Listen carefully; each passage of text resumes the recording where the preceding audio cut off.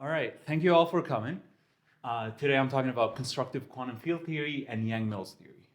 So constructive quantum field theory is basically, it sometimes goes by the name of axiomatic quantum field theory. It's basically what we mathematicians sort of call quantum field theory. It's basically about constructing quantum field theory from a rigorous point of view. I'll be talking about connections with Yang-Mills theory. Since these things are still under exploration, we don't have full definitions, we're going to need to talk about things closer to the language that physicists use, and that's going to be one of the components of the talk. So, as for motivation, gauge theories are arguably the most successful physical theories we currently have. Examples include the Center model, which is a gauge theory, actually a Yang-Mills gauge theory with structure group U1 times SU2 times SU3. Yang-Mills theories are certain types of gauge theories and are used, again, in the Standard model. And they model things like the weak and strong nuclear force interactions. These ideas were set up around the 60s at a physics level of rigor. To this day, we don't have a mathematically rigorous understanding of them. And I will say, we know that what the physicists have done is at least morally, in some sense, correct, because the results are so astoundingly accurate from an experimental point of view. So I might be mispronouncing his name. Jaffe and Wynne proposed basically the Yang-Mills existence and mass gap problem, which basically just, informally speaking, is about constructing quantum field theory for Yang-Mills gauge theory. And so the precise statement is roughly prove that for any compact, simple gauge group, a non-trivial quantum Yang-Mills gauge theory on R4 exists and has mass gap delta bigger than 4. Existence includes establishing axiomatic properties at least as strong as the Weidmann axioms or the OS axioms. So what does this all of this mean? So there's a problem which makes this this problem actually really challenging, which is that we don't have a definition of quantum Yang-Mills on R4.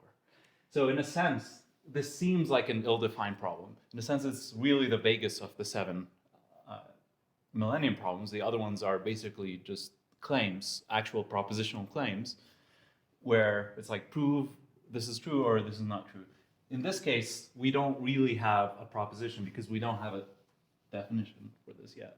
So in a sense, not only does solving this problem include basically constructing this thing, it also involves actually finding the correct definition that we should be using in order to translate what the physicists are doing into constructive, mathematically rigorous math.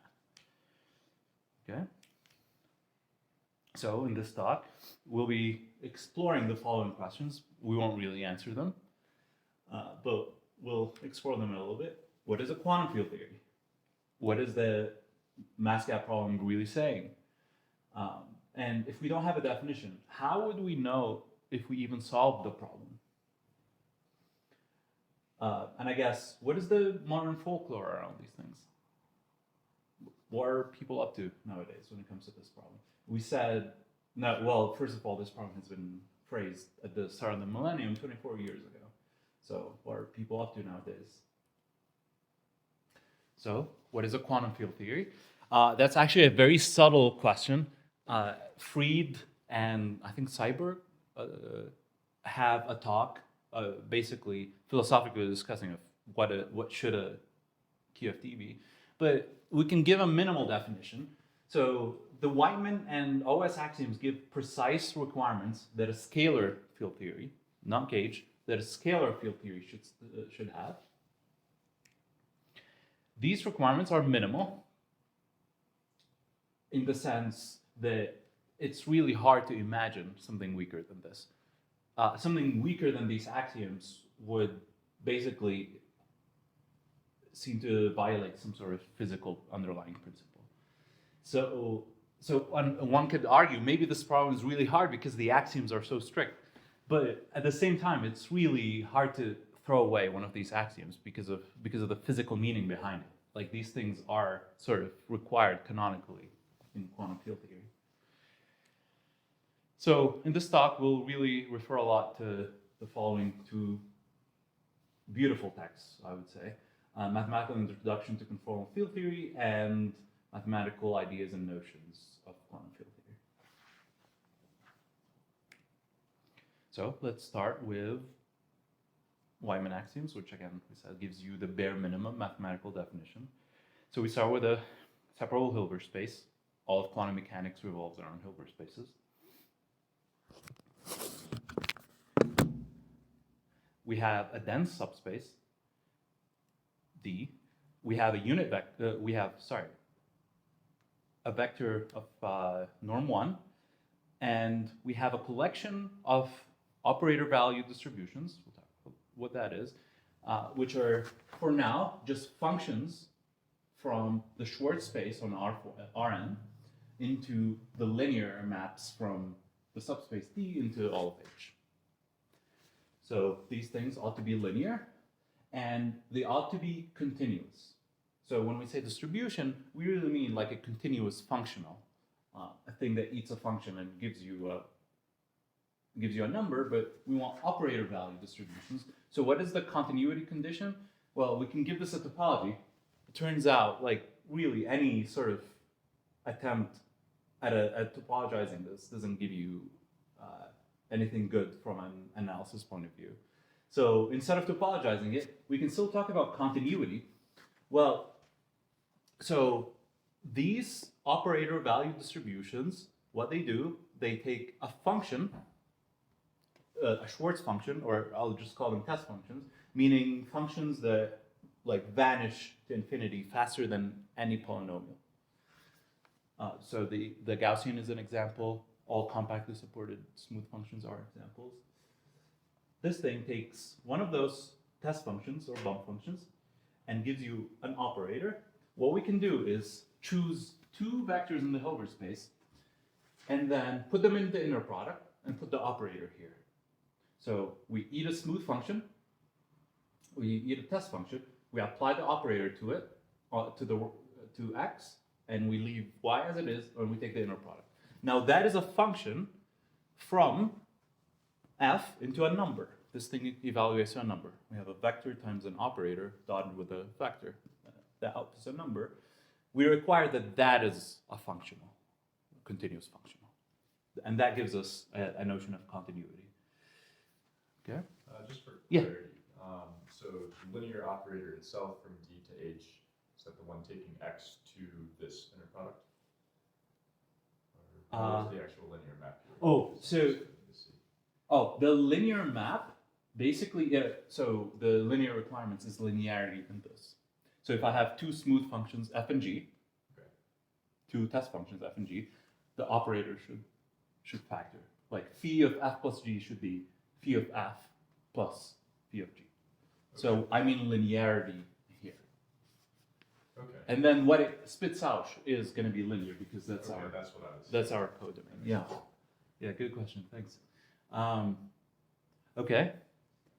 So, and the last requirement, or the last piece of the quantum field theory as an object, is a projective unitary representation of I always mispronounce it, the proper orthochronous group. This is basically, I'm just going to refer to it as the connected component of the isometry group of Minkowski space. So in this case, we work with signature 1 and -1. This is the pseudo-Riemannian space, and its isometry group, the Poincare group, has this as the connected component. I'm just going to refer to this as the isometry group. And we want a projective representation, meaning instead of representing the group on the unitary group of the Hilbert space, we can loosen it up by just requiring it to be projective. So a representation up to a phase. And you can make this more precise by looking at the projective Hilbert space and isometries over that. So let's, before we keep going, so these are our pieces, and then we require axioms for their properties. So these are what it is as an object. We have like axioms for its properties. Let's talk about what the pieces are for a second. So Hilbert space, because we're doing quantum mechanics, this gives us the state space. So states are, in this case, rays in the Hilbert space. We have a dense subspace. We need this because we need, well, number one, we want to work with operators that are not bounded. So they're only really defined on a dense subspace. And since we have a lot of operators going on, for every function, for every test function, we get an operator.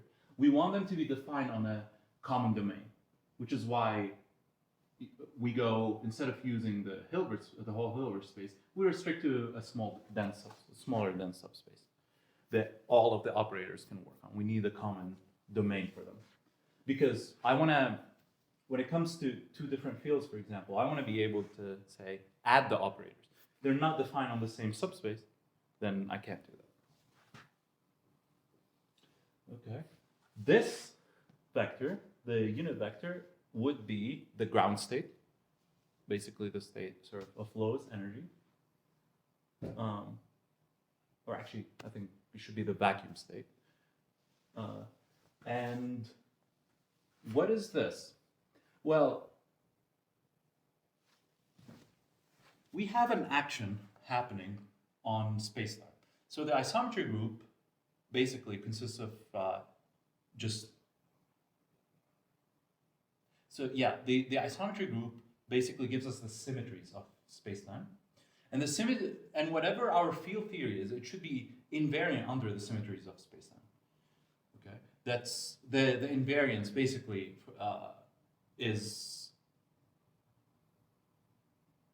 the invariance is really important to the actual physics of it. It should be, our field theory should respect the symmetries of spacetime. So if I apply a symmetry on spacetime, at this event in Minkowski space, and I apply an isometry that takes me to another one, the laws of physics shouldn't change, basically. This basically encodes the invariance of the laws of physics under isometries, or under symmetries. And again, these are minimal. You can have stronger symmetries happening, and you can require the field theory to also respect those additional symmetries. But this is all minimal. So what requirements do I need on all of these in order for it to make sense physically?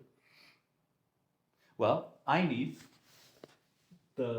once I apply a test function and I get an operator, I need those to be essentially self-adjoint.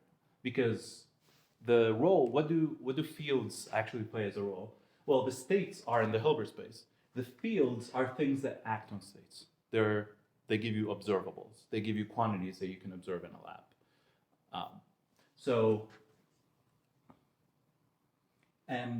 Generally in quantum mechanics, we're used to observables now being self-adjoint operators. So we require these things in quantum field theory to be essentially self-adjoint. I think this is a typo, but what this should say is that the ground state should be invariant under the unitary, under the action of the unitary representation.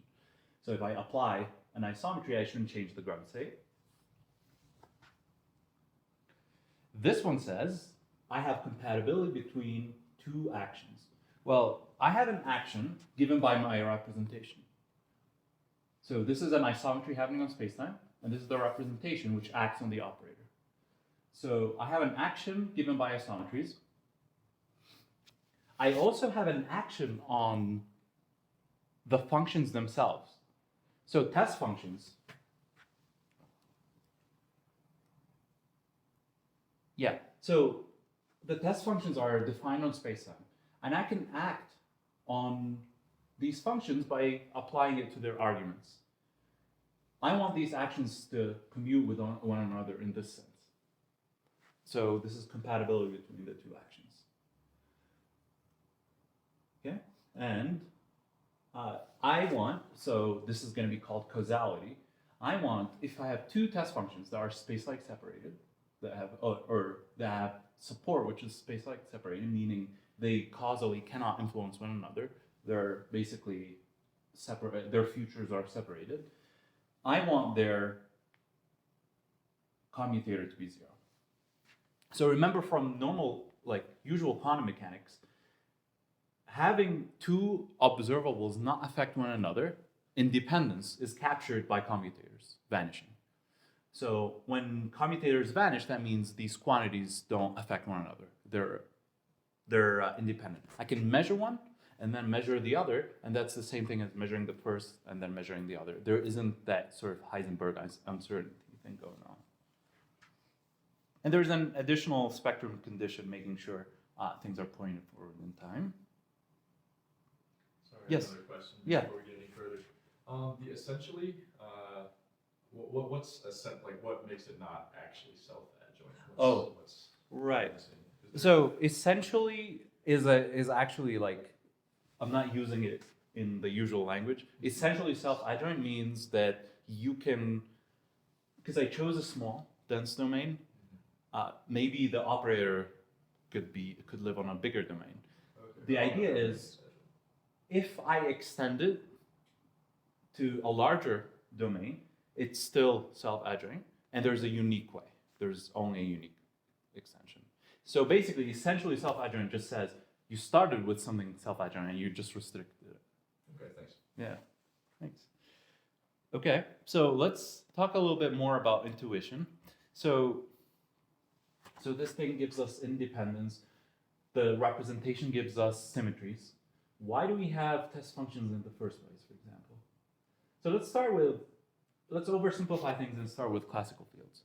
So scalar classical fields are just going to be functions on spacetime, smooth functions on spacetime. They're going to be a subspace. So we might want things that vanish at infinity, for example, things that we can integrate. And what do? Classical fields assign a number, maybe energy, for example. They assign a number to every point in space. We want to quantize this idea. So now, since now energy isn't just a number in quantum mechanics, it's an operator. So we want to assign an operator to every point in space.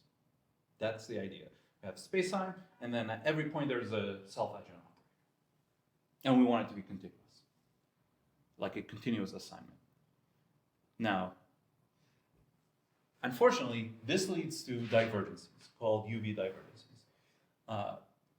And that's something I don't claim to really understand why that happens, but it turns out that you can get integrals, you'll get a lot of integrals going to infinity if that happens. If you look at things at an infinitesimal level. So we cannot assign an operator to a point in space. So what is the best thing we can do? Instead of assigning an operator, at this point, let's actually assign it a thing that sort of resembles a delta function. So we're basically smearing out space. Instead of looking at points, we're looking at test functions that are localized at a point. And I can get better and better approximations closer and closer to this point by doing something like this. By taking a sequence like this that gets more and more localized. And this is why we use distributions. So distributions smear out things. And instead of assigning to a point an operator, they assign a local function an operator. Yeah, so viewing things distributionally allows us to smear things out and get rid of the divergences. That's a typo. So we can also apply the same idea to classical fields, where now, instead of viewing a classical field as just a smooth function, we can view it as a smooth distribution. And every smooth function that vanishes quickly enough is a distribution by integration. So we can just like consider F classical, the space of classical fields, as just the distributions. And now the quantum fields are just a quantization of that idea. Instead of being functionals that take a function and give you a number, they take a function and give you an operator. Okay? So I think we're making progress towards understanding the statement of the problem, of the mass gap problem. So if we view this isometry group, we can actually view it as a semi-direct product consisting of, this is time translation, space translation, and these are rotations with respect to the Minkowski metric. Okay, so we can decompose things into time, space translations, and rotations in the metric.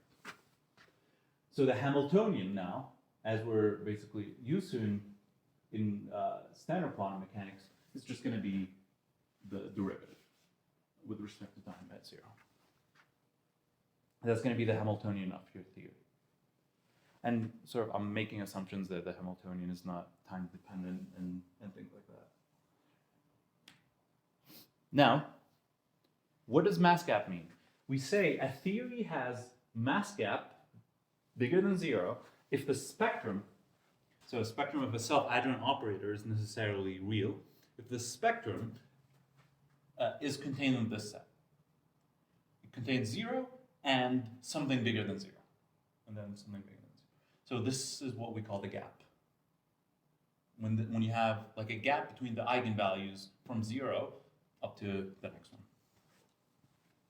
And somehow physically that corresponds to mass in physical reality. I don't understand that correspondence, but it's really interesting. So, unfortunately, we don't have a lot of examples of Wyman QFTs. Basically, in a sense, the mass gap problem is asking for, give me physically interesting and physically relevant QFTs in 4 dimensions. So we can talk about the free bosonic theory, and the reason. So this is an actual mathematically rigorous example. The free bosonic theory. Free means basically we're looking at particles with no interactions. Hence why it's not as physically interesting as we would hope, because we want to describe particle interactions. So we basically take as our Hilbert space the symmetric algebra of R3, and then we take the Hilbert space closure of that. That gives us a Hilbert space. We take the ground state as literally 1 in the complex numbers, because the complex numbers lives in the symmetric algebra. And then D is whatever makes things defined. And now we need to describe what the bosonic field operator does. And what it does is it takes a state. Now states look something like this because we have the tensor algebra. It takes a state, and then if I have a test function G, how does my operator, if I have a test function F, how does my operator act in this state? It acts via this rule, which I'm not going to go into. But it's an explicit formula. We have an explicit formula is what we need. And then the Poincare group just acts on functional arguments. So what does this actually correspond to? Like I said, it's not as physically relevant as we would like it to be. It basically is the quantization of the class of this classical Hamiltonian. Now, if we have this kinetic term, and we have this mass term. And basically we call this the free theory, where we have a kinetic term and a mass term. Now, if we have higher order terms in phi, then we call this basically an interacting field theory. And it turns out that if we have a term phi4, then things are already absurdly hard in 4 dimensions. There's work in lower dimensions, but even a small perturbation with a phi4 term is complicated. Okay, so far this resembles nothing that you'll find in a physics textbook, in a standard QFT physics textbook. Let's go more towards physics. And the reason we need to do that is so far we describe what a scalar QFT is, and we describe what a mass gap is. We need to describe what a gauge theory is. And in order to make sense of that, since we don't have a mathematical definition for what Yang-Mills gauge theory should be in 4 dimensions, what we can instead do is talk about what our physicists is doing. So we need to go from this more towards something that resembles a physics textbook. So, turns out, if we have a Weinman field phi, then we can find its correlation functions.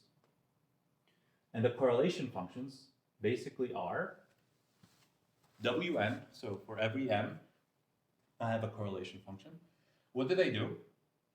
The correlation function takes n test functions, so think of it as n points in space, and we want to basically collect the statistics of how correlated are these points in space. My field, which exists over all space, how much correlation do I have on these points, on these endpoints? And how do I do that?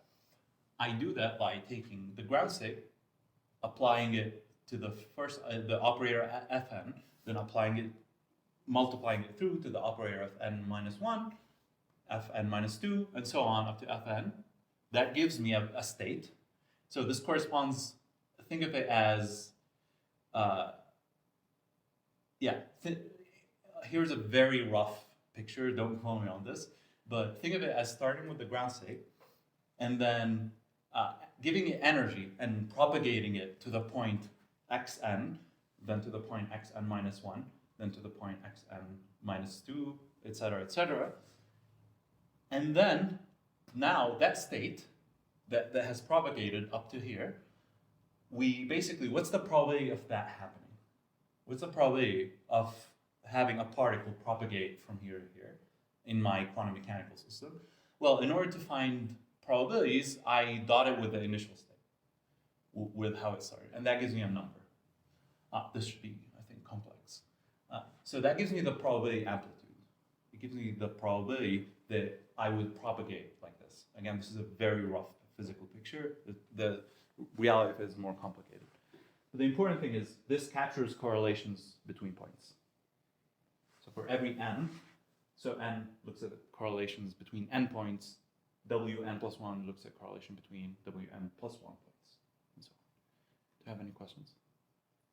I guess just on the interpretation of correlation, would that have anything to do with like how likely states at these different points would be to influence each other's values? Would that be a way to think of it?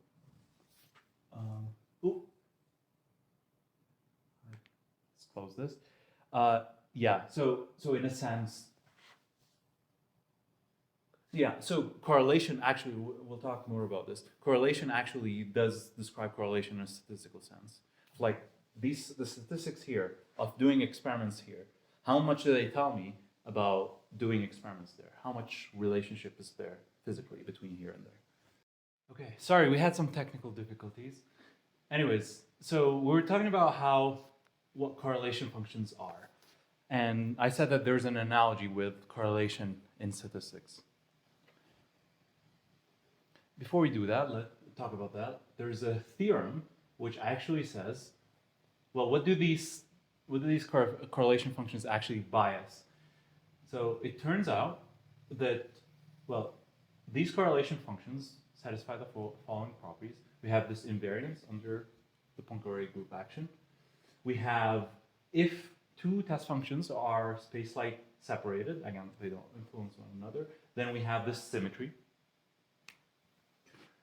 It turns out also that we have this positivity requirement, that if you look, so if you look at Weinman functions of different order, and you look at test functions of different order, so for example, F2 is a test function that takes 2 points in space, F3 takes 3 points in space. Turns out, I'm not going to go into details, that we have this positivity property, and there's also a spectrum condition that they satisfy. So these are the 4 properties of Weinman correlation functions. Turns out that these things are actually both necessary and sufficient. So there's a theorem which is called Weinman reconstruction, which is given any sequence of distributions. So this is a distribution based on 1 point in space, distribution on 2 points in space, etc., etc. If they satisfy the 4 previous requirements, then there exists a Whiteman function, a Whiteman QFT that satisfies these. This is really powerful because, well, it says that correlation functions determine the QFT. And again, by analogy with statistics, the correlation in data should basically tell you what the distribution of the data is, should give you all the information. Because at the end of the day, the only thing you can really measure in order to study to figure out a probability distribution in the real world is to figure out correlations, collect statistics. And these statistics should determine the probability measure. Turns out that this is the case in the Whiteman setting. And it's also really interesting because there's no Hilbert space. This is just a sequence of distributions on Rn. There's no Hilbert space. There's no Poincaré representation. All of that you can get out of this. And it's, if you're familiar with C-star algebras, this is sort of like a GNS type construction. Anyways, where you can, like, you have these algebraic properties, and then out of that C-star algebra, you can construct a Hilbert space out of it. And the OS axioms, which we'll talk about in a second, make this analogy between correlation functions and QFT even stronger. So, turns out, here's a really seemingly naive thing that we can try to do, but it works. Let's replace the variable t in Minkowski space with I times t, imaginary time. Change the coordinates. In that case, when we look at the Minkowski metric, now that we have an I term, when we square it, we get rid of the negative sign and we get the Euclidean metric. So, does this actually work? Turns out, yes, you can do this. And this change of variables, this change of coordinates, actually basically also applies to the Whiteman functions. So there's an analytic continuation where this change of variables also makes sense for the Whiteman functions. And this transformation is called Wick rotation. So basically what we did is we went from Minkowski space into Euclidean space. And this is why these things, once you do the rotation, are called Euclidean field theories. So let's make the OS axioms a little more precise. So I'm not going to list them out, but let's make things a little more precise. So let delta be the diagonal. And by diagonal, I mean it's a collection of points, and basically a collection of points is in the diagonal if any 2 points are the same. Okay? So, and now let's look at test functions that vanish on the diagonal. So it's a test function where if any 2 points are the same, then it's 0 and all of its derivatives are 0. So it turns out that the analytic continuation transforms the Whiteman correlation functions into correlation functions on this, into functions, distributions on this. Basically, these are distributions which act on Schwartz functions, test functions that vanish on the diagonal. And these are called Schwinger functions. Turns out, I'm not going to give any detail to this, but one thing that this restriction buys us is it turns out that Schwinger functions are actually not just distributions, they're actually functions on this space. They can be represented by functions. And the OS axioms basically just do what the correlation functions for Whiteman field theory did, the four properties of the correlation functions. There are a list of properties for the Schwinger functions, the Schwinger correlation functions, and there's also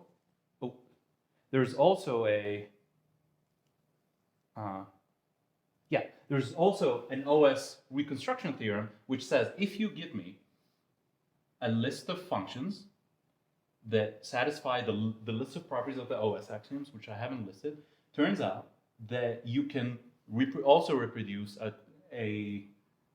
Whiteman quantum field theory, where once you Wick rotate that, you get these as your Schwinger functions. So it's basically a Euclidean reconstruction theorem. You give me a list of functions with certain properties, and I can give you a QFT out of it, a Whiteman QFT. And now, the Schwinger functions are actually correlation functions for an actual measure. So it's not just an analogy anymore. The Schwinger functions do give you a probability measure, an honest probability measure on the space of classical fields, if you take this as your space of classical fields. So we said we want to do things distributionally. And this is why probabilists call quantum fields sort of random distributions. So I don't know anything about the uniqueness in this case, but there exists a measure. And this measure on the space of classical fields, so this is our quantization. We started with a space of classical fields, and then we made everything probabilistic. That's the quantization that's going on. This thing is basically at the heart of QFT, this measure. Yeah, so constructing and understanding this measure is at the heart of quantum field theory. Yeah, so talked about this. Now, what do physicists actually do? How do they find quantum field theories? So we said mathematically, rigorously, we don't have interesting examples. So how do they come up with their own examples that work at a physics rigor? So far we were talking about the Hamiltonian picture. So again, when I talk about the bosonic field and like all of Whiteman theory, it's based on the Hamiltonian picture.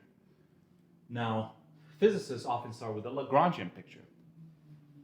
And they then constructed quantum field theory by looking at the space of classical fields for that Lagrangian theory, and then putting a measure on. Now, a central goal is to compute the Schwinger functions, the Schwinger correlation functions of the measure. So we said basically the measure encodes a quantum field theory. So basically we went from the idea of viewing quantum field theory as a thing that satisfies the Whiteman axioms into viewing it as basically a physically interesting measure on the space of quantum field, classical fields. Yeah, so we went from Whiteman QFT into measures on classical fields, probability measures. And we want to compute the Schwinger function of these measures. So a measure would encode the quantum field theory. The most common way to do this that physicists do is Feynman quantization to construct the probability measure on the classical fields. So recall that in classical field theory, the classical solutions to the theory are the critical points of a function S that lives on classical fields, called the action. So the actual physical things, the physical dynamics that you see in the real world are critical points of the action.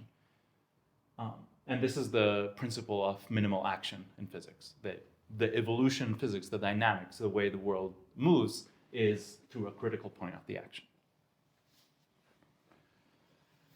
Okay? So let's quantize this idea. We have a classical field theory, which consists of a space of classical fields with a function on it. We want to quantize this by defining this measure on the space of classical fields. So what does this mean? So in this case, dV is a uniform measure on the space of classical fields. And this is the probability density. So this might be familiar from probability. One way to define interesting probability distributions is by looking at the Lebesgue measure, a uniform measure, and then scaling that by a probability density. So this is our uniform measure on the space of all classical fields, and this is the probability density. And notice that there is something basically physically intuitive about this. What is that? Well, notice this density is concentrated near the minima of S. So if S is really small, then, so if S is really high, meaning it's very far away from being a classical solution, then it has low probability. So this thing is concentrated near the minimum of the action, which are the solutions to the classical theory. And this sort of explains why we don't observe quantum phenomena at our large scale. Well, because the probability of things happening, of me suddenly teleporting, is really low, because the action for that is really high.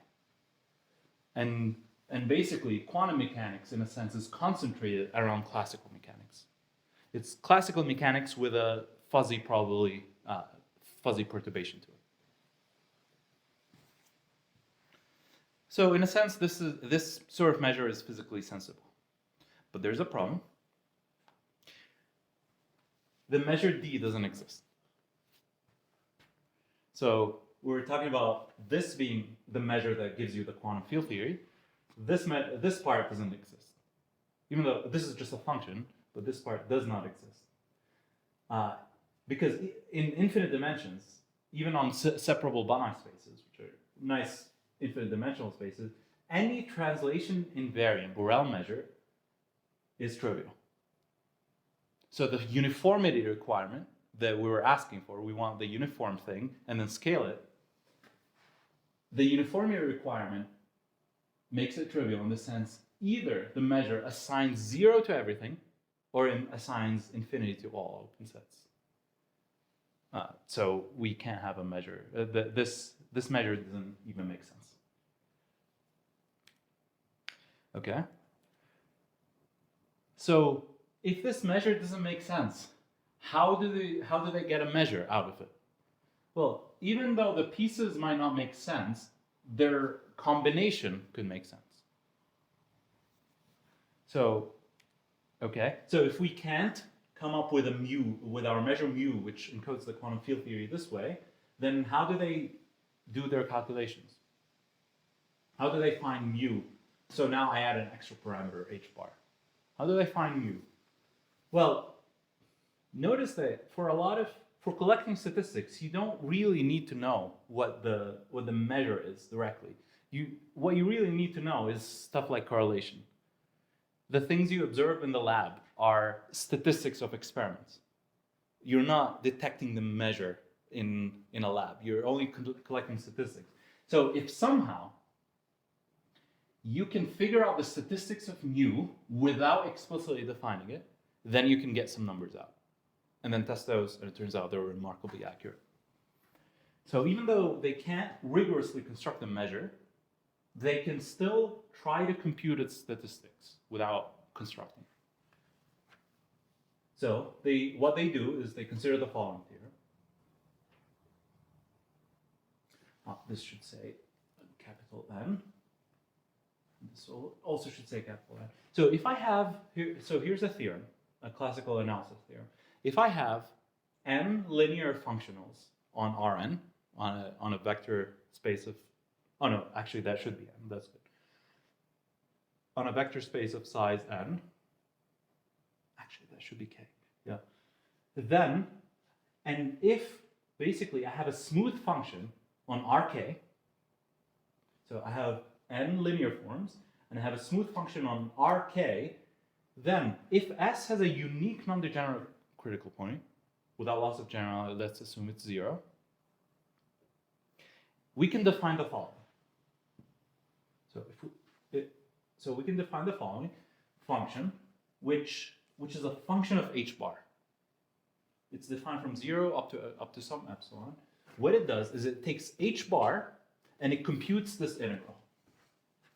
It applies the linear forms up to this uniform measure and this scale thing, and it takes the integral. Now, this is well defined because we're only looking at r to the k. There's no infinite dimensions. The uniform measure on r to the k is the Lebesgue measure. Okay? So everything here is Lebesgue. We have a smooth function. We have these linear forms, and we're doing this integral, which is a well-defined number. So we go from h bar up to this, and we have the h bar here, dependence here. So h bar is the only free variable. now there's a theorem called steepest descent, which says this thing, which is a function of h bar, gives you a number, is smooth, and it has an asymptotic Taylor series expansion at 0. So unfortunately, that thing happens to be divergent, but the impressive thing is this function, which has sort of no right to be smooth of h bar, turns out to be smooth, and it has this Taylor series expansion asymptotically. And we'll talk about what this in particular means.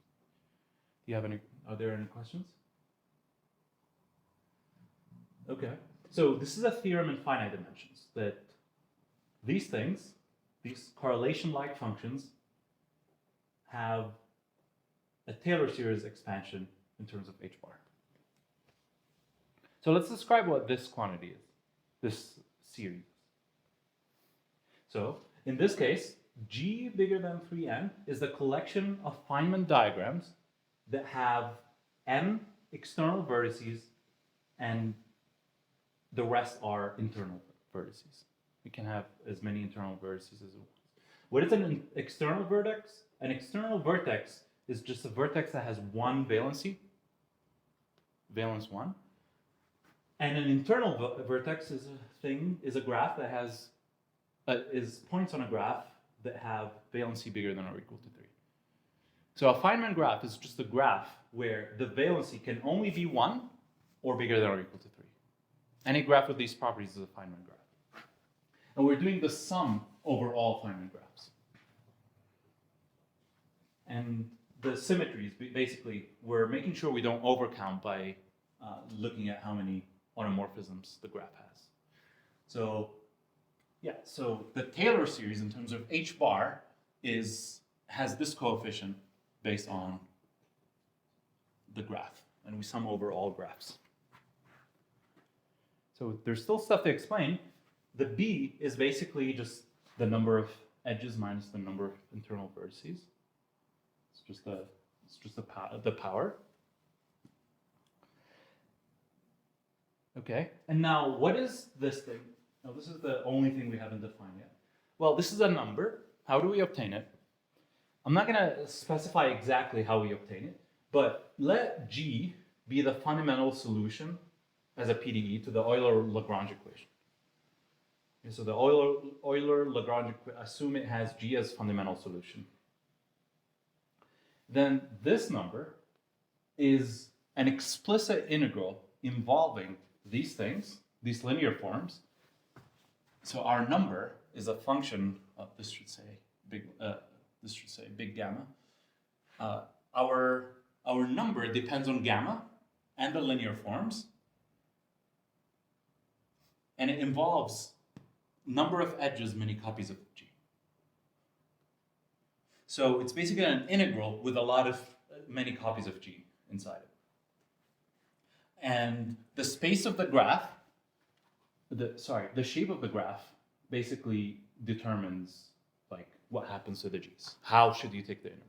But the important thing is it's an explicit algorithm. You find the fundamental solution, and then you follow the algorithm to find an integral, and this number called the Feynman amplitude, is the value of that integral. And usually that integral is analytically solvable.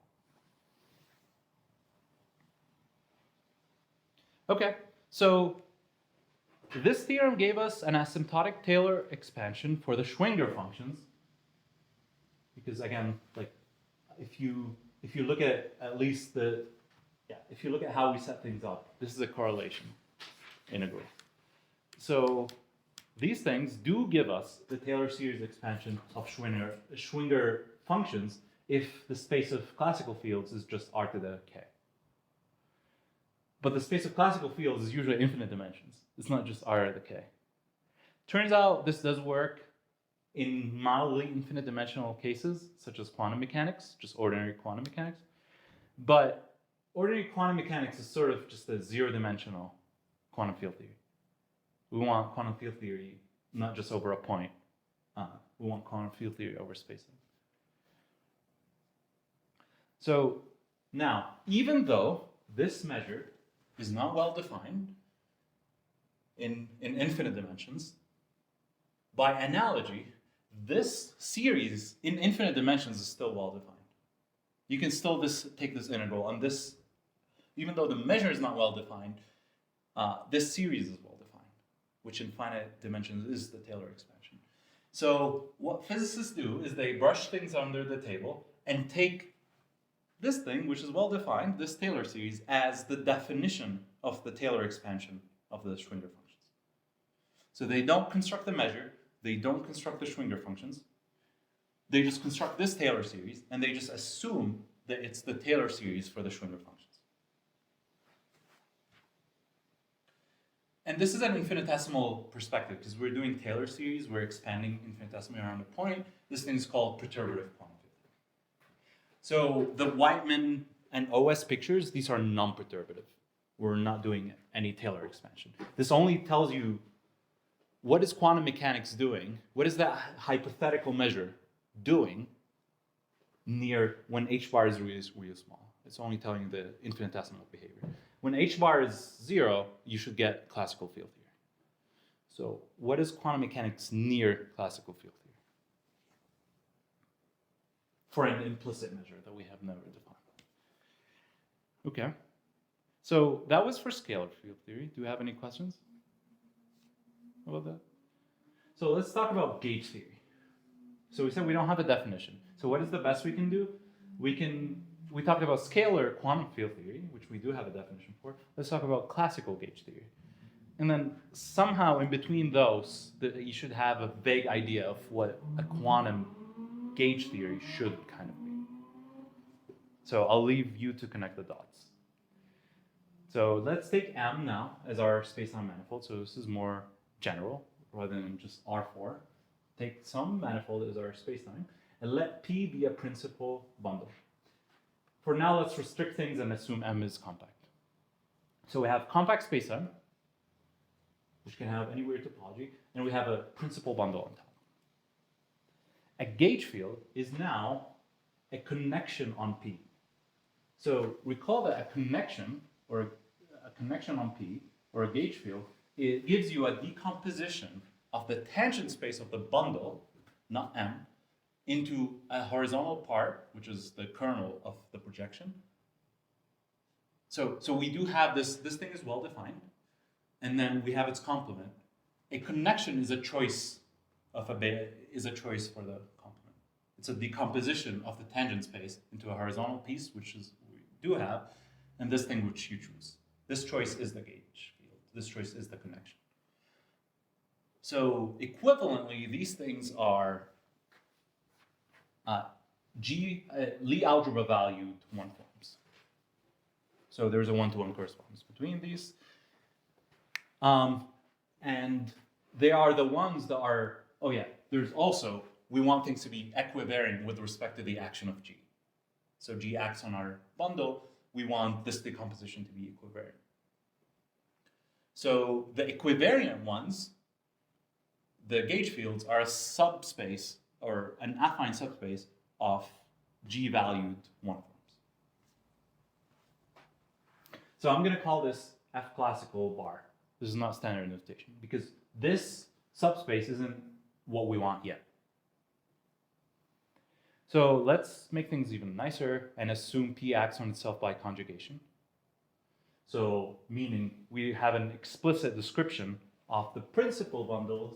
So now the fibers are the group. They're not just like a homeomorphic copy. They are the group. So now the automorphism group of the whole bundle is now an infinite dimensional Lie group. It acts on the space of classical fields bar via this. So this is my connection. And now an automorphism, which is a section, which is going to be represented by a section of the principal, should be, yeah. An automorphism now is going to act like this, can act like this. Now, this action turns out to be well-defined. Oh, this action now gives us basically what we call gauge transformations. And now gauge transformations are an additional redundancy in our theory. That's what they correspond to physically. So basically the idea is where our theory has a redundancy to it. We describe the same field in two different ways. So physically, A and G times A are physically the same thing. So we want to quotient out by that action. Yes? Here is A a section of P, or is it the same A as in the previous slide? No, it's the same A as in the previous slide. Okay, so it's a connection on P. Yes, it's a connection on P. G is the automorphism group of P, and it acts like this. Okay. This is the definition of the action. So the thing is now, the problem is, G times A and A describe the same field physically in classical mechanics. So our theory has a lot of redundancy. We want to quotient out by this redundancy.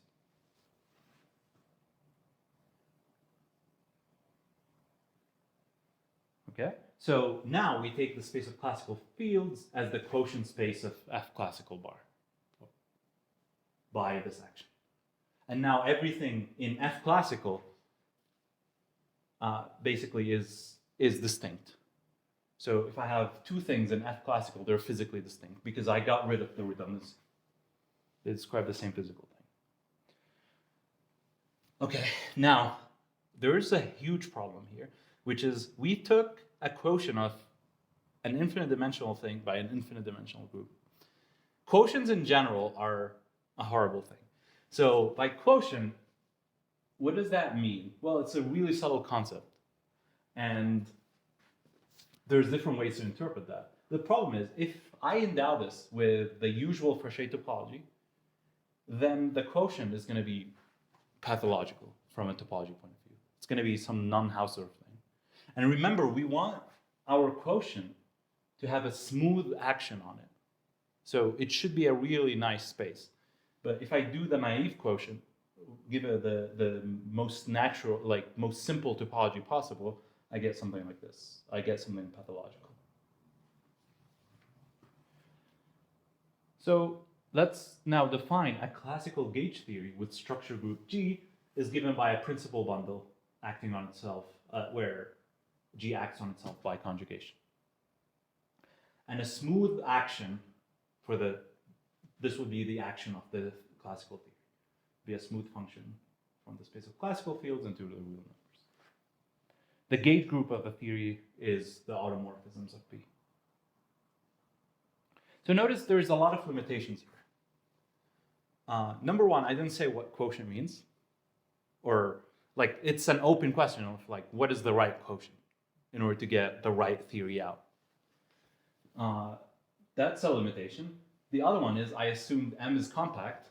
And the other one, I ignored all the distributional issues. So really, they shouldn't be sections. They should be distributional sections. And everything should be distributional if we want to avoid UV divergence. But this is our limited picture now. So what would a Yang-Mills theory be? So Yang-Mills theories are special kinds of gauge theories. So electromagnetism, for example, is a Yang-Mills theory, can be viewed as a Yang-Mills theory. So if our Lie algebra has Killing form B, and we have a volume form on M, then we can define this basically curvature, basically this integral that gives you the total curvature, integrates the curvature of your connection. So here I should keep the same notation. This should be big A. So it takes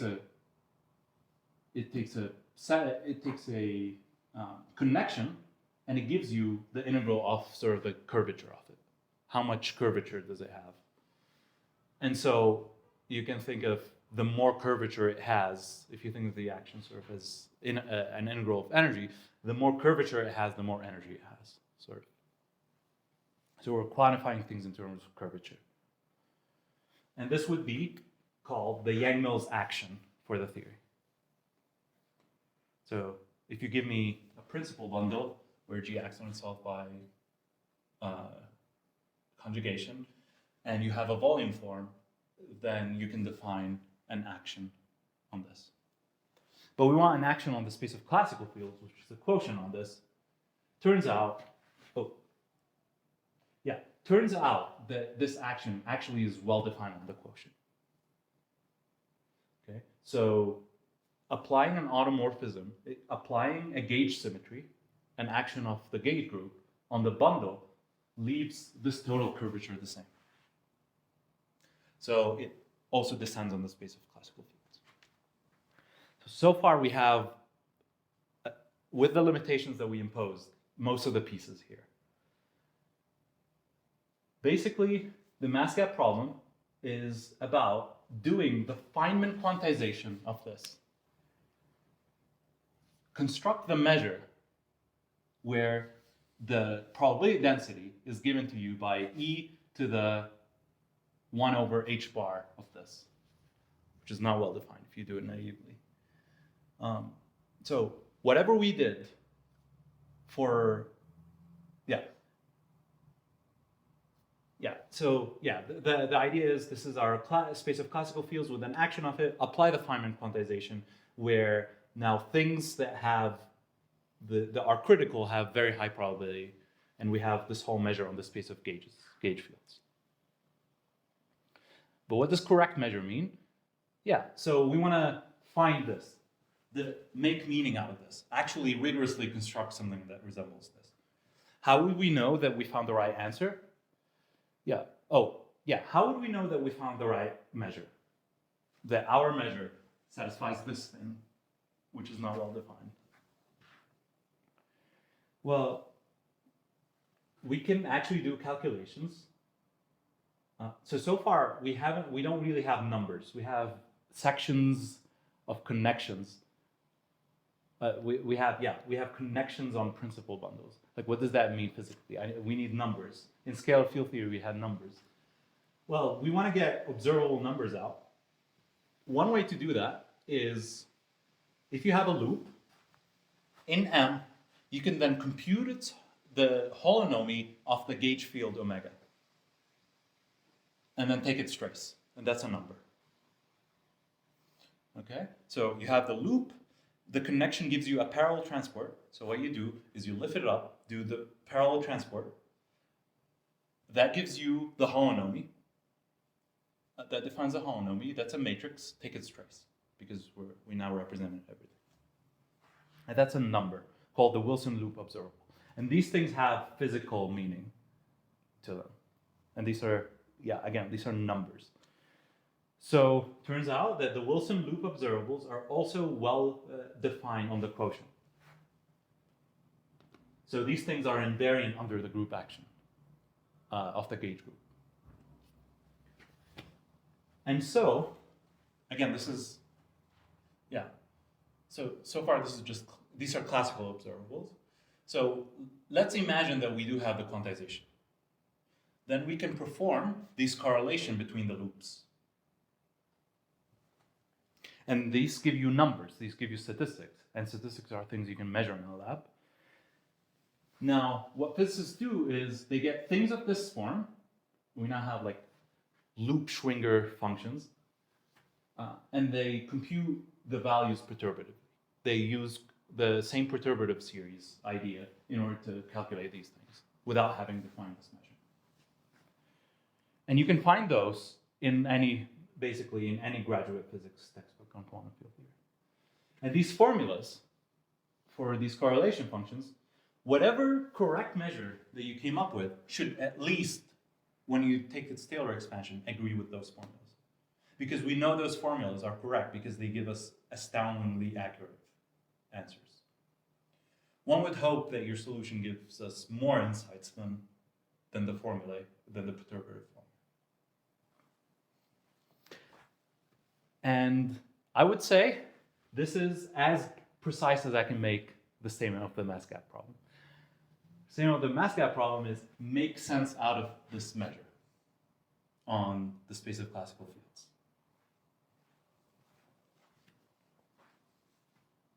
And then when you take its perturbation, when you take its Taylor series, get out the formulas that we know in physics. So what is the current status? Well, I'm completely unqualified to answer this question. so I'm not going to answer it. But I want to talk about two interesting ideas. Well, Hare and his collaborators, using Hare's theory of regularity structures, were actually able to attack this problem via stochastic quantization, where we have periodic boundary conditions, i.e. space is given by a torus. So again, this is compact. And in this case, their principal bundles are just the trivial one. Okay. So one way they thought about this is one thing that they did is they enlarged F classical bar. They made it bigger so that once you took the quotient, you got something reasonable out. And I think they got a Polish space out. And I'm not sure which dimensions their theory fully works for, but in general, it's defined on tori. Yeah, and one thing I should say is if you take time out of the classical fields, so the classical fields are basically only dependent on space, and you look at time independently, then the measure should be the measure of a stochastic process on the space of classical fields that only depend on space. So in that case, our fields are now an evolution through time, through a stochastic process of fields that only depend on space. And for that, you can just use a lot of theory from stochastic processes. So it's a little absurd to say, but these are stochastic processes with values in connections, in G-value connections on a principal bundle. Anyways, another interesting idea, which is not directly related to the problem because the problem is non-perturbative, but Costello and William gave foundations for perturbative quantum field theory in the language or ideas from derived geometry, derived algebraic geometry. In that setting, so in the most general setting, you can work with derived stacks. So instead of looking at connections on principal bundles, let's think of our observables, our fields, as just principal bundles. And there, on this category of derived stacks, the moduli space of principal bundles, which is now our space of classical fields, that stack, that space of fields is now very well behaved. And we can talk about quotients in that setting, which work much nicer. So in particular, Cohen, Vizossi, and their collaborators define a rigorous notion of where you can view deformation quantization as a sort of algebraic, geometric deformation in the sense of algebraic geometry. And that works for perturbative quantum field theory in the Hamiltonian setting. I think they have results for compact topological manifolds. So yeah, with that in mind, I hope you found the talk interesting, and I want to say thank you.